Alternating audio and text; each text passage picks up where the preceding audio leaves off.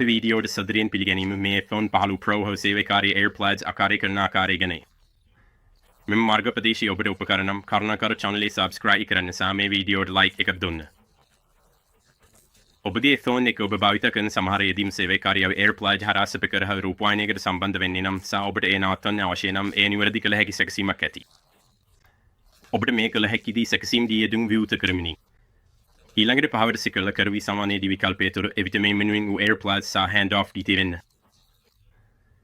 තීරේ යෙලින් ඔබට දී සේවකාරී AirPods දී යන විකල්පයක් පෙන්වනවා. ඒ සේවකාරී ලෙස සකස් ඇතනම් ඔබගේ iPhone එකට ඔබ පැමිණෙන විට සහ විශේෂ යෙදීමක් වූත් විට සපකර රූපවාහිනියකට අන්තර්ගතයේ සේවකාරියව විකාශනය කළ හැකිය.